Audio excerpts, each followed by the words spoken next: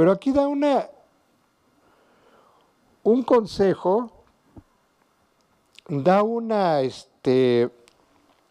instrucción precisa, nuestra santificación. Pero aquí dice también qué es lo que más nos aparta de Dios, qué es lo que más nos hace pecar. Apártense de toda fornicación. Si ven, está precisa la instrucción, santifíquense, pero primero aparten de toda fornicación. Si apartamos toda fornicación de nuestro cuerpo, de nuestra mente, de nuestra alma, entonces nosotros tenemos el camino abierto a la santificación. La Biblia no dice cómo defendernos del pecado sexual. La Biblia dice que huyamos de fornicación y de pecado sexual, que no nos enfrentemos y que no luchemos contra eso. Cada uno de ustedes sepa conservar su propio vaso en santidad y con honra. ¿Cómo conservamos nuestro propio vaso? Hebreos 13:4. Y fíjense otra vez, mi esposa les comentó algo así.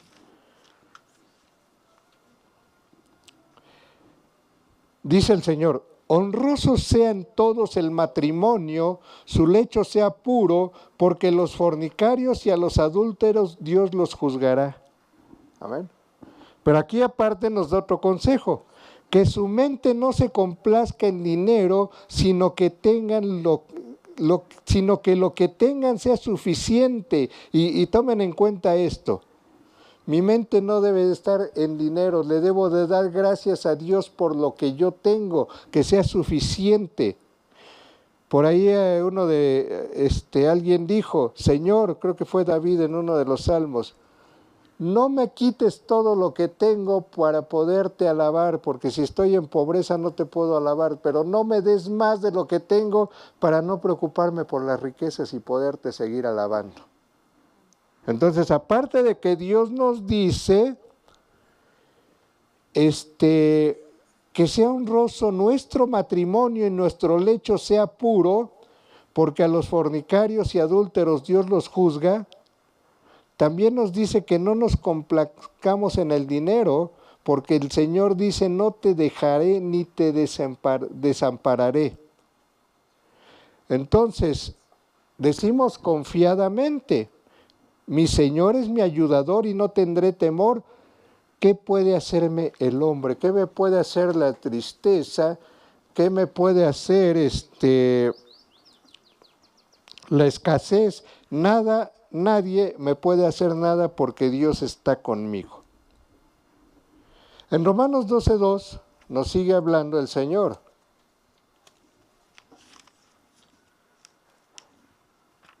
Déjenme lo encuentro rápidamente.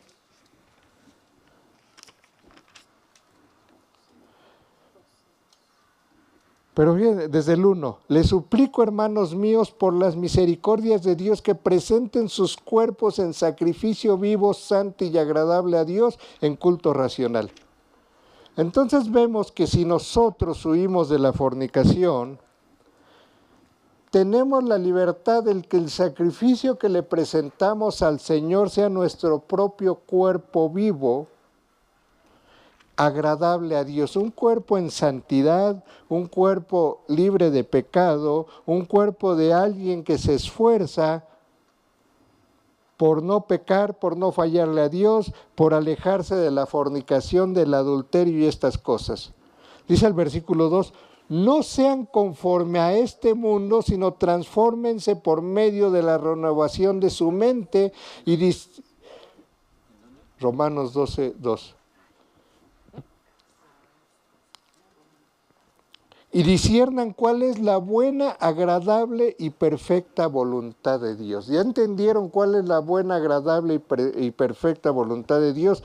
Es que vivamos en santidad y que nos alejemos de la fornicación y del pecado para poder vivir en esa santidad.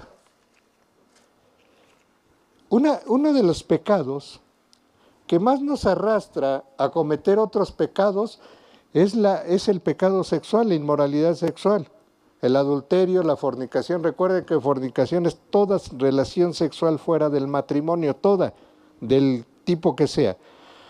Dios nos permite dentro del matrimonio, por eso tenemos que guardar nuestro lecho matrimonial puro y sin mancha.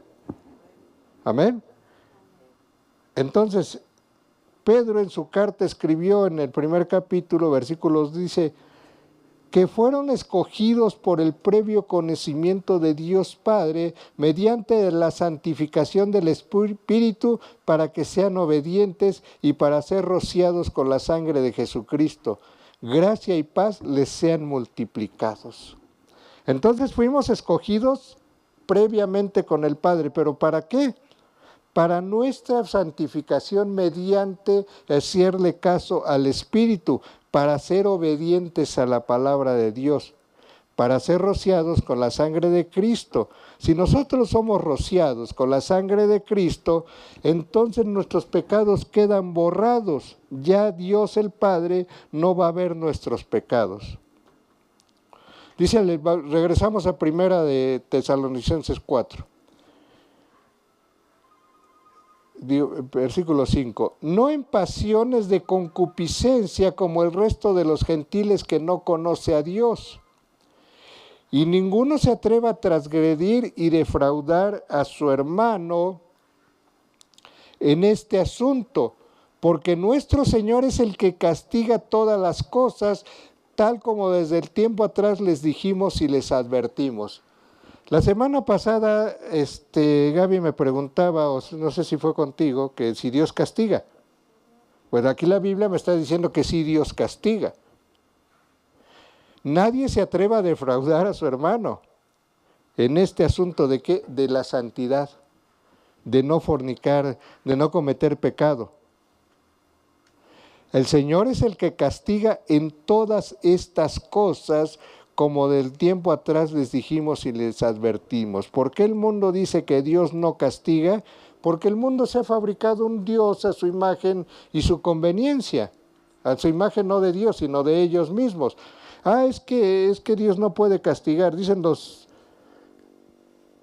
mormones, fue un amigo mormón el que me dijo, Dios perdonó mis pecados, le estaba comentando, y Dios me libró de la condenación eterna, y se escandalizó tanto que casi me golpea, y dijo, ¿cómo es posible que mi hermano Jesús me vaya a condenar? Él es bueno, Él no hizo el infierno, no me puede condenar porque es mi hermano. Jesús, hombre, es nuestro hermano en el Espíritu. Jesús Cristo es nuestro Dios. Pero Él no nos quiere castigar. Él se dio a sí mismo por nosotros, murió en la cruz del Calvario para no castigarnos, para que todo aquel que en Él crea no se pierda, mas tenga vida eterna. Pero si después de todas estas advertencias de la Biblia yo sigo pecando libremente, Jesús no nos va a mandar al infierno. Nos vamos a ir solitos, vamos a elegir ir al infierno. Él quiere salvarnos, pero nosotros insistimos en llegar al infierno. Porque Dios no nos mandó a inmundicia, sino a santidad. ¿Para qué nos escogió Dios? ¿Para qué dice Pedro que nos escogió Dios? A vivir en santidad. Entonces, mi pelea es que todos nuestros hermanos vivan en santidad. Vivir en santidad es apartarse del mundo y de las cosas del mundo para servir a Dios. Dios no nos ha quitado del mundo. Él permite que sigamos viviendo en medio del mundo. ¿Para qué? Para que el Señor nos santifique por medio del Espíritu. Entonces, vemos que el Señor nos llamó a santidad, a vivir en santidad. Dice la segunda carta a los Corintios 6,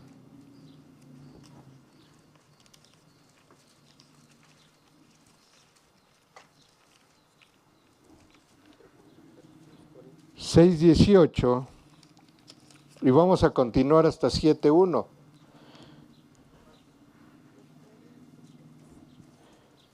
Desde el 17. Salgan de en medio de ellos y apártense de ellos, declara Yahvé. No toquen lo inmundo y los recibiré. Yo seré para ustedes padre y ustedes me serán por hijos e hijas, declara Yahvé el Todopoderoso. Por tanto, amados míos, por cuanto tenemos tales promesas, limpiémonos de toda inmundicia de la carne y del espíritu, conduciéndonos en santidad y en reverencia a Dios. O sea, vean ustedes que está clara la instrucción de Dios, vivir en santidad y en reverencia a Dios. Amén.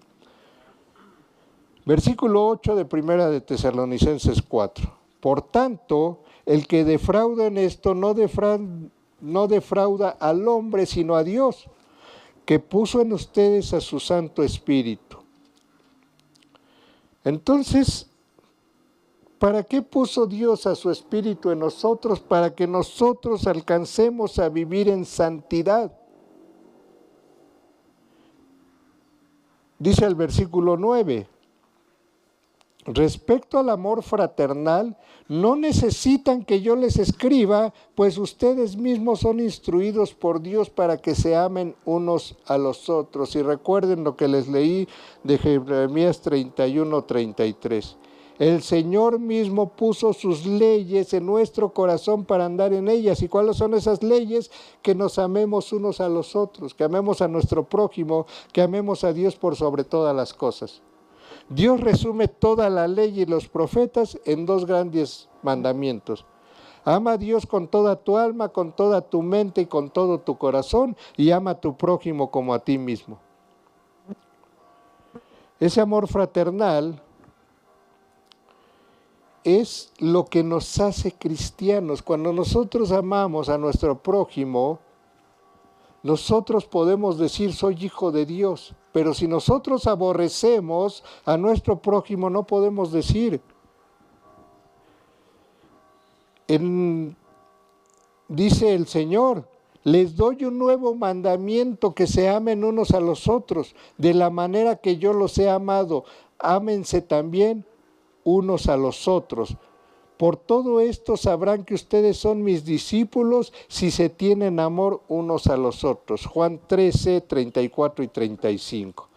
Entonces, si nosotros nos amamos, si nosotros mostramos amor por nuestro prójimo, por nuestros hermanos, entonces nosotros somos hijos de Dios. Amén. Y para los hijos de Dios no hay condenación. Para los hijos de Dios hay una recompensa, la eternidad, la vida eterna junto a Dios. Dice la carta de Juan, la primera carta 2:27, si la unción que han recibido de Él permanece en ustedes, no necesitan que ninguno los instruya, sino que la unción es de Dios, los instruye acerca de todas las cosas, y es verdadera y no hay falsedad en ella, y tal como los ha instruido, permanezcan en Él. Permanezcamos en Dios, en Cristo, así como Cristo nos ha enseñado a permanecer en Él. Y si se dan cuenta, ya nos enseñó a apartarnos de la fornicación, a apartarnos del pecado, a vivir en santidad, a amarnos unos a los otros, a no defraudar a nuestros hermanos y no fallarles. Hay veces es difícil, sí, yo lo entiendo, pero ahora vivimos en el versículo. Dice la Biblia que todo lo podemos en Cristo porque Él nos fortalece. Amén. Podemos vivir en santidad porque Cristo nos fortalece. Podemos vivir apartados del mundo, aunque caminemos en medio del mundo, porque Cristo nos fortalece. Dice el versículo 10, como ciertamente lo practican con todos los hermanos que se hallan en toda Macedonia. Pero yo les suplico, hermanos míos, que abunden en ello. Ya amo a mis hermanos, ya amo a mi prójimo, pero aquí me dice la Biblia que abundemos en ese amor de Cristo. esforzándose por mantenerse en tranquilidad y ocupándose de sus propios asuntos, trabajando con sus manos tal como les hemos ordenado. Ahorita que dice este versículo que trabajando con nuestras manos como Dios nos ordenó, por ahí de repente vemos siervos de Dios que ya no quieren trabajar, porque son siervos de Dios y que la congregación, no, es que yo estoy esperando a ser pastor porque soy siervo de Dios. Todavía no son pastores, todavía no empiezan a estudiar y si estudian van reprobados, pero ya no trabajan porque son siervos de Dios. Aquí dice Dios, trabajando con sus manos, porque Dios ordenó esforzarnos para tener nuestro pan de cada día. Amén. Si alguna vez Dios permite que mis hermanos ofrenden para que yo me dedique totalmente a la obra de Dios, va a ser voluntad de Dios. Pero mientras eso no pase, ustedes como yo tenemos que esforzarnos en trabajar con nuestras propias manos.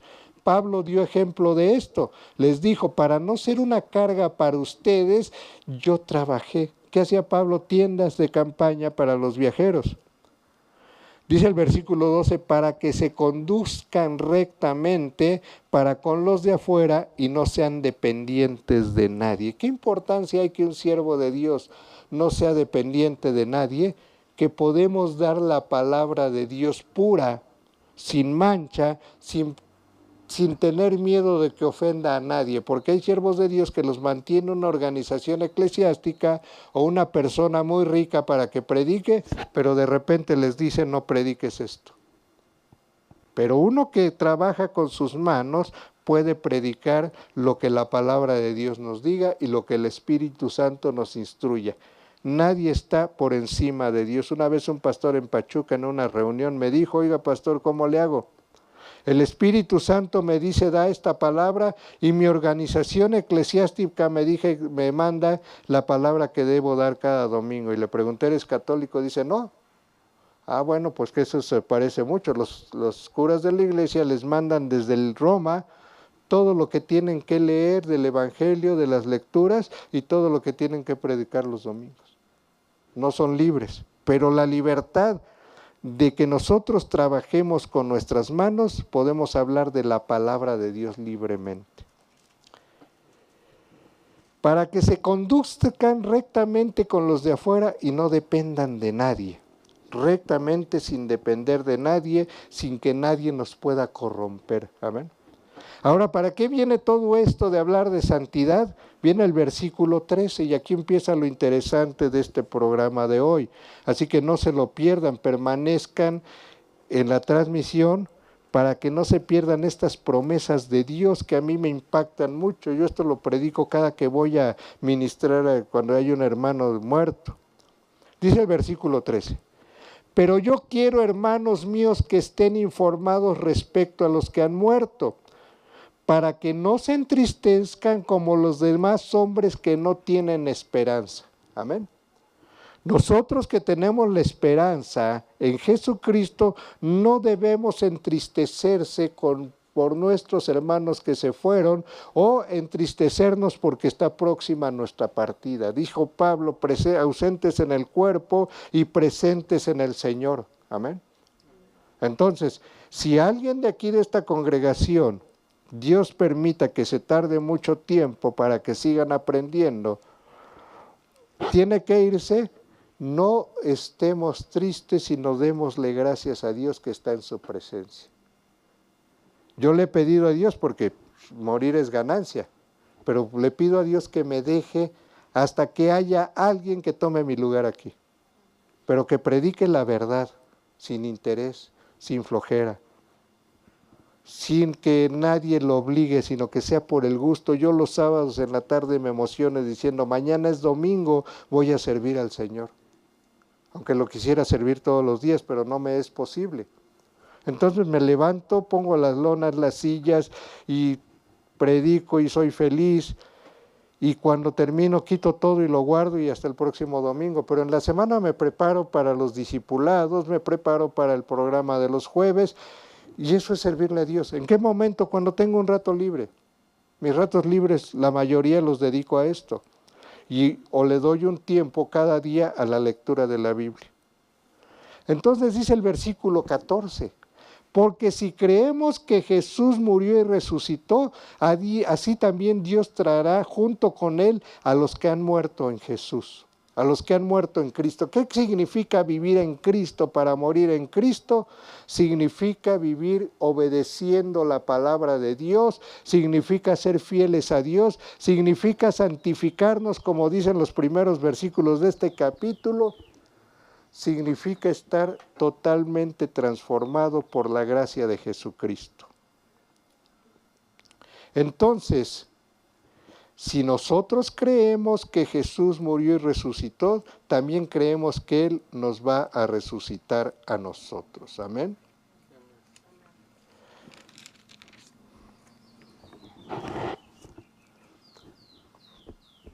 Porque si vivimos para nuestro Señor, vivimos. Y si morimos, para nuestro Señor morimos. Por tanto, ya sea que vivamos o muramos, somos de nuestro Señor. Por eso también Cristo murió y resucitó, habiendo resucitado para ser el Señor de los vivos y de los muertos. Amén. Entonces, si vivimos, para nuestro Señor vivimos. Si morimos, vamos a estar en la presencia de nuestro Señor. Porque muertos o vivos somos del Señor, amén. Entonces, ¿cuál tristeza? ¿Cuál miedo? ¿Cuál temor? Más bien le debemos pedir al Señor que nos dé más fe para saber que vamos a estar con Él. Amén.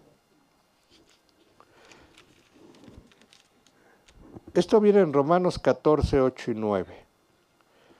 Segunda de Corintios 4, 14.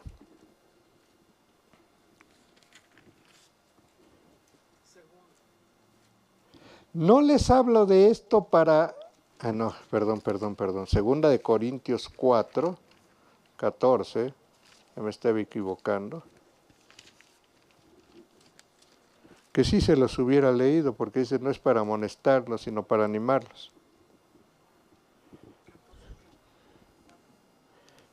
Segunda de Corintios 4, versículo 14.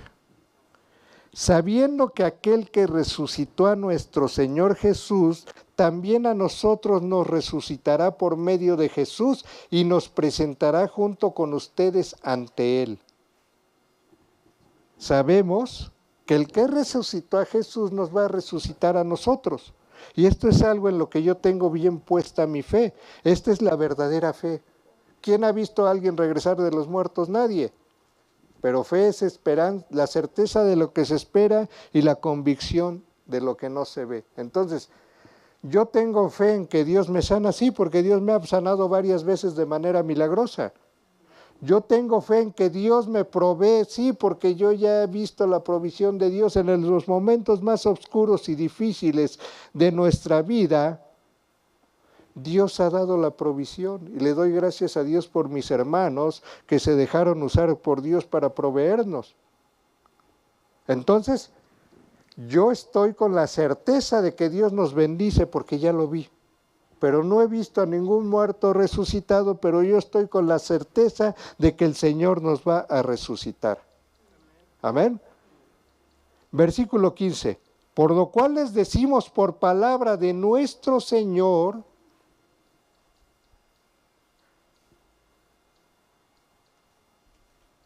nosotros los que estemos vivos, los que permanezcamos hasta su venida, no precederemos a los que han muerto. ¿Qué significa esto? Que los que han muerto en Cristo resucitarán primero.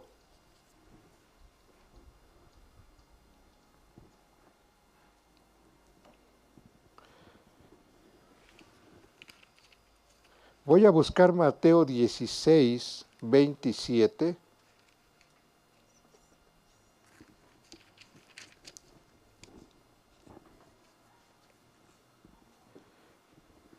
Dice la palabra de Dios, porque el Hijo del Hombre habrá de venir en gloria de su Padre con sus santos ángeles, entonces recompensará a cada uno conforme a sus obras.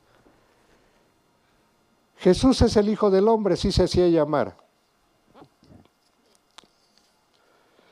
Él va a venir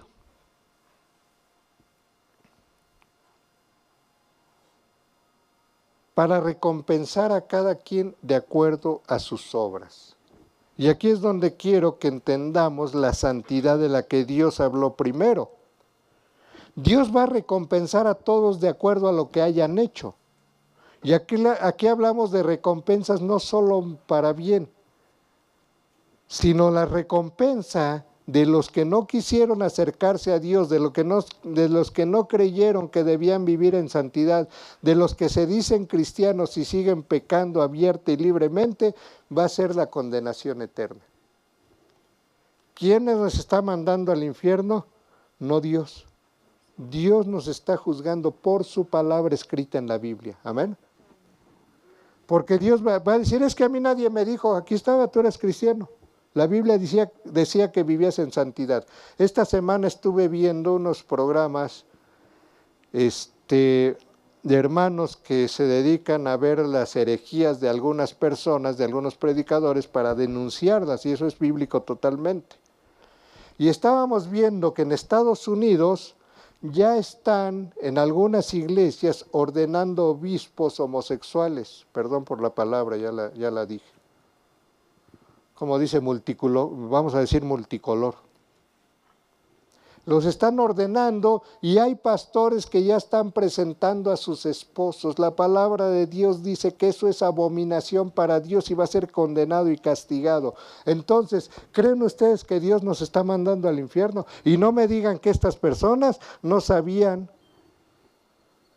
que eso era pecado. ¿Qué es lo que está pasando? No están creyendo en esta palabra que viene aquí. No están creyendo que Dios tiene el poder para resucitarnos, para llevarnos con Él. Eso es lo que está pasando. Dice el versículo 16 de Primera de Tesalonicenses: porque nuestro Señor mismo descenderá del cielo con autoridad, con voz de arcángel, con trompeta de Dios, y los muertos que están en Cristo resucitarán primero. Amén. Ahí está la promesa. Primera de Corintios 15, y ahora sí quiero que todos lo busquen.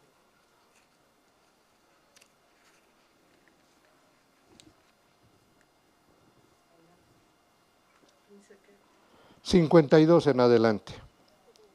Aquí nos explica cómo va a ocurrir esto.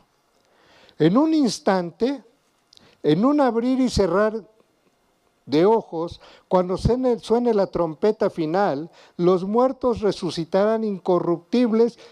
15:52. Los muertos resucitarán incorruptibles y nosotros seremos transformados. En la última trompeta, ¿cuándo va a pasar esto?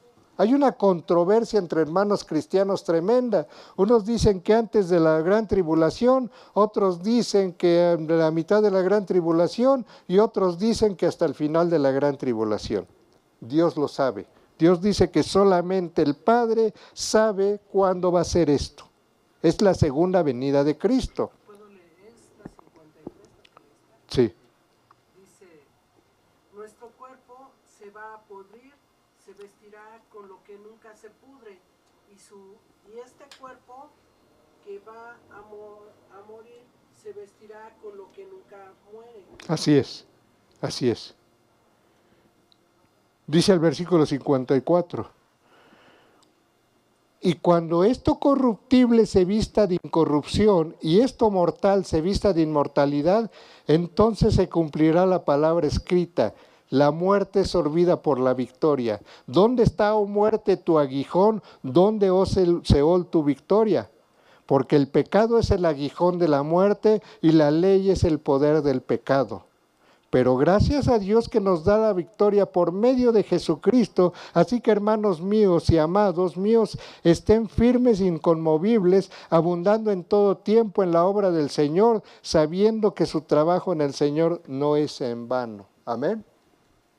¿Qué nos anima a seguir sirviéndole al Señor, a seguir siéndole fieles al Señor? Esta promesa de resurrección. en la última trompeta. No estamos de acuerdo si van a ser trompetas especiales las que se van a tocar y cuando suene la última vez va a ser arrebatado el pueblo de Dios, van a resucitar los muertos, o cuando suenen las 7 trompetas del Apocalipsis y en la última trompeta que va a sonar más o menos a la mitad de la gran tribulación vamos a ser arrebatados. No lo sé. He visto opiniones de todo tipo y no he llegado a una conclusión. Lo único que sé es que este tiempo está cerca. La gran tribulación ya está cerca. Si nosotros estudiamos y analizamos Mateo 24, nos damos cuenta que ya estamos cerca de la segunda venida de Cristo. Y cuando Cristo venga primero, no va a llegar a poner sus pies sobre la tierra, sino que va a venir en una nube y allá nos va a esperar para que todos los creyentes en Cristo estemos con Él. Si alguno está vivo en ese tiempo, su cuerpo va a ser transformado para que no sufra corrupción.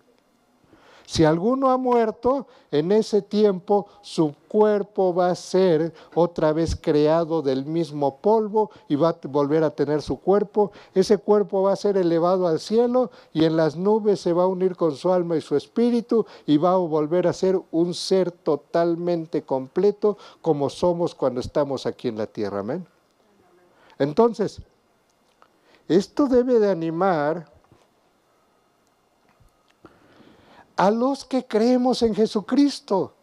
Nos debe quitar el temor a abandonar el pecado, nos debe quitar la comodidad de vivir así, viviendo en el mundo, haciendo las cosas del mundo. Nos debe de dar ganas de santificarnos para recibir estas promesas de Dios. Dice, con voz de arcángel y con trompeta de Dios. No es el arcángel Miguel el que nos va a venir a llamar, es Jesús mismo con voz fuerte de autoridad, es lo que quiere decir. ¿Por qué arcángel? Porque el arcángel es la autoridad de todos los ángeles de Dios. Pero con esa voz de autoridad, Cristo nos va a llamar y vamos a ser arrebatados. Los muertos que están con Cristo resucitarán primero. ¿Quiénes son los que están con Cristo? Los que vivieron en santidad y ya murieron. Si nosotros sabemos que vamos a morir algún día, es el tiempo para vivir en santidad, para quitar toda ira, toda maldición, toda mala palabra de nuestra boca, toda fornicación, todo adulterio, inclusive con la mente. ¿Para qué? Para tener ese derecho de estar con Dios. Entonces, ¿quiénes resucitan primero? Los muertos en Cristo. Los demás, ¿cuándo van a ser resucitados? Hasta el gran juicio del trono blanco. ¿Cuándo va a ser esto? Después de la venida de Cristo, va a establecer el reino milenial y de ahí contamos 1000 años. Después de 1000 años va a pasar un tiempo en que Satanás va a ser desatado, va a haber una guerra contra Dios que Dios va a vencer. Después de eso viene el juicio del trono blanco, entonces sí Dios va a resucitar a todos los pecadores para ser juzgados. La mayoría de ellos van a ser enviados al lago que arde con fuego y azufre. La Biblia lo dice.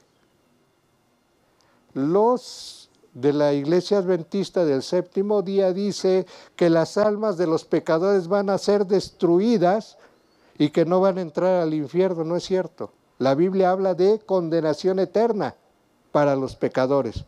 Entonces, no quiero que se asusten, quiero que se llenen de temor y de terror. Imagínense ustedes la eternidad sufriendo en el infierno, en un lago de un fuego que nunca se va a extinguir, con cuerpos modificados para que nunca se acaben y con el alma sintiendo todo el tormento. ¿Se pueden imaginar eso? Yo me puedo imaginar mejor una vida al lado contemplando a Dios eternamente, alabando y glorificando a Dios eternamente. ¿Cómo llegamos a esto? Relean otra vez los primeros versículos de Primera de Tesalonicenses 4. Santifíquense, huyan de la fornicación, de la maldición, amen a su prójimo como a sí mismos. Dice el versículo 17, En ese tiempo, los que permanezcamos, los que estemos vivos, seremos arrebatados a uno con ellos en las nubes al encuentro de nuestro Señor en el aire, y así estaremos siempre con nuestro Señor. Amén.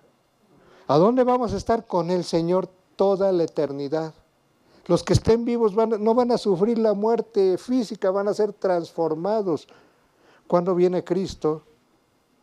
Algunos dicen que en el 2040, en el 2030 viene todo lo del anticristo.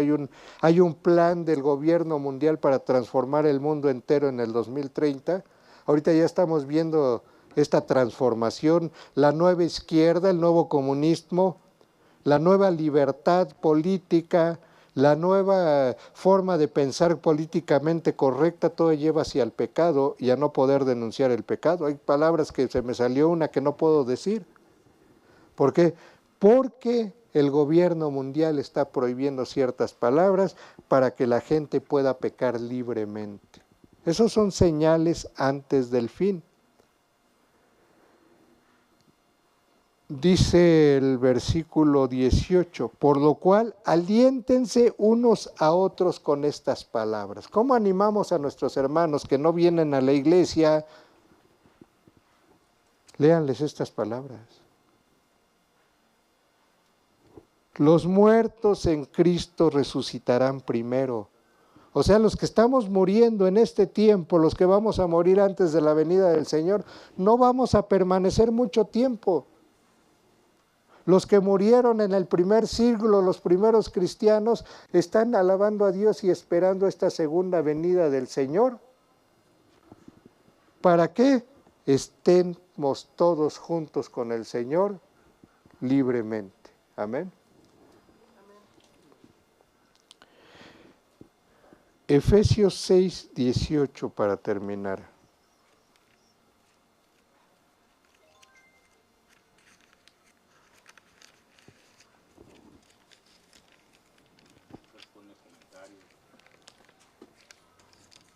Sí, Alanat Naraí, bienvenida hermana, sí sé quién es. Bienvenida hermana, qué bueno que te conectaste. Una hermana de la iglesia que hace tiempo se fue a otros lugares. Maura, bienvenida. Efesios 6, 18.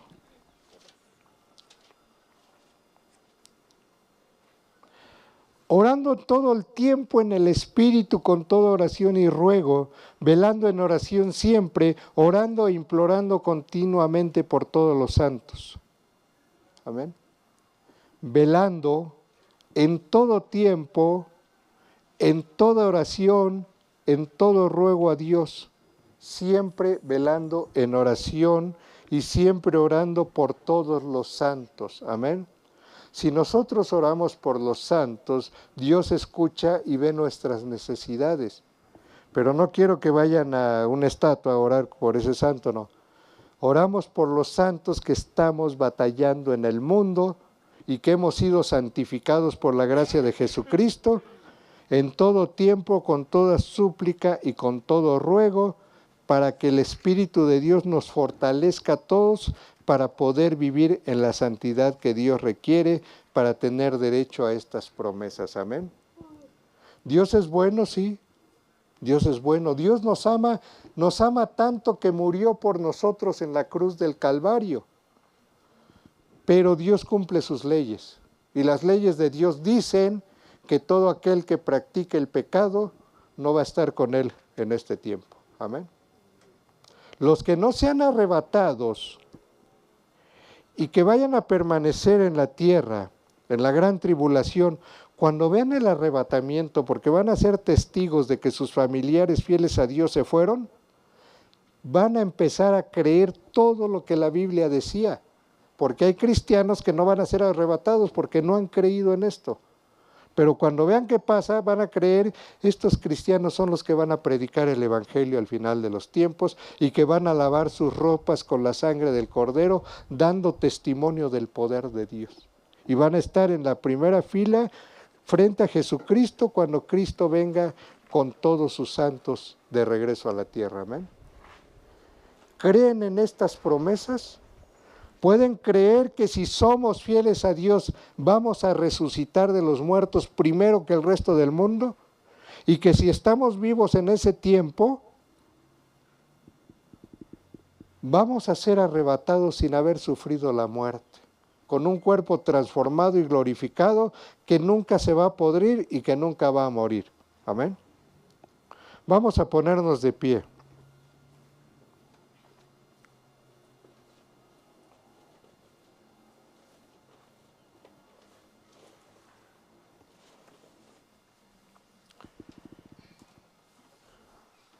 Padre Santo Eterno, alabado, bendito y todopoderoso Señor, te damos gracias, Padre Eterno, por este tiempo en que tú nos enseñas tu voluntad y tu palabra.